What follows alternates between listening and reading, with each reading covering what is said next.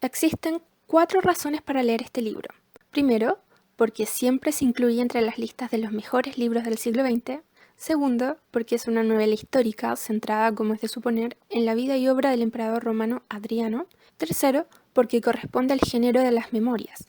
Y al ser así, el libro está plagado de reflexiones filosóficas y poéticas sobre prácticamente todos los aspectos de la vida, de la muerte y del poder sobre todo. Y cuarto, porque la escritura de este libro fue prácticamente un proyecto de vida para la escritora. De hecho, lo comenzó a pensar cuando tenía 20 años, y de ahí en adelante reunió y se leyó todo el material disponible en esa época sobre Adrián, sobre Roma, sobre la época en que vivió, sobre cómo eran las costumbres. La autora también leyó los libros que Adrián leyó o que pudieron haberle influido, es decir, se imbuyó tanto en el papel de Adrián que se convirtió en una experta en el tema. Pero aún así, la escritura del libro no le salía, y varias veces, en momentos de frustración, quemó todo el material que tenía y desertó también del proyecto un montón de veces, pero siempre volvía a intentarlo, hasta que finalmente dio con el tono de la narración y un día, más de 20 años después, la novela finalmente se publica, y se publica con tal éxito que actualmente se le considera un clásico moderno. La novela tiene 330 páginas, en teoría es una novela corta, pero bueno, eso es engañoso porque debido al contenido tan reflexivo del libro, tan profundo, es de esos libros que hay que ir leyendo de a poco para ir interiorizando la lectura. Además, está escrito con un lenguaje tan elegante que requiere del lector una atención completa de lo que se lee. Esto principalmente porque la autora quería darle un aura de realidad a la novela, como si realmente fueran las memorias de Adriano. Entonces puso especial cuidado en el lenguaje que utilizaba. Y de hecho ella misma reconoció que en muchas partes del libro se bordeaba en lo poético. Y la otra razón por la que se hace una lectura lenta es porque al ser una novela histórica se hace necesario ir chequeando los acontecimientos que se narran con otras fuentes históricas. Así, por ejemplo, paralelo al libro, yo tuve que ver documentales sobre Adriano, leer artículos en internet sobre el emperador, sobre su vida, sobre su obra, más que nada para complementar la novela, para darle un toque de realidad y decir, ok, esto no es solamente ficción, sino que estas cosas realmente ocurrieron. Y para entenderlo realmente se necesita un contexto más amplio que lo que te da un libro.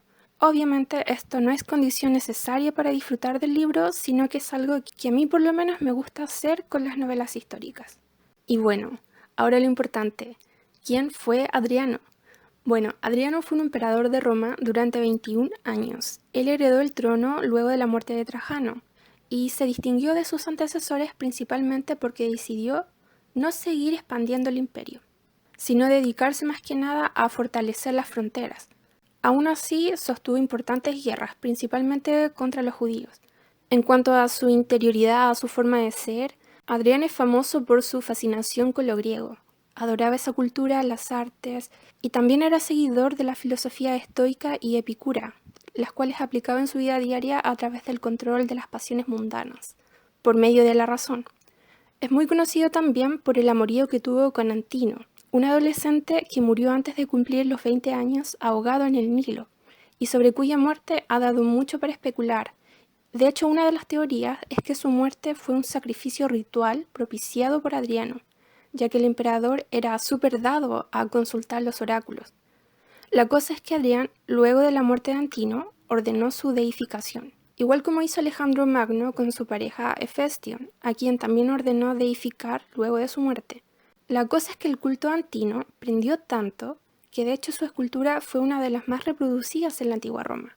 Otra cosa importante es que Adriano, igual que muchos emperadores romanos, nunca tuvo hijos propios. Por lo mismo, adopta a un senador romano para que lo suceda, y también adopta a Marco Aurelio como su nieto, con el objetivo de que éste también se transforme en emperador. Lo que ocurre más tarde cuando Marco Aurelio se corona emperador, pasando a la historia como el emperador filósofo, debido a sus prácticas estoicas y a su libro de meditaciones que aún se conserva. Bueno, no tiene mayor sentido resumir la novela porque todos los hechos históricos que se narran en el libro están en los libros de historia y en Wikipedia. Por eso lo que hace la autora es tomar esos acontecimientos y novelarlos, como las memorias del emperador Adriano, dedicadas a Marco Aurelio. Es un muy buen libro, de esos que hay que leer no solo porque te entretienen, sino más que nada porque te enriquecen como persona.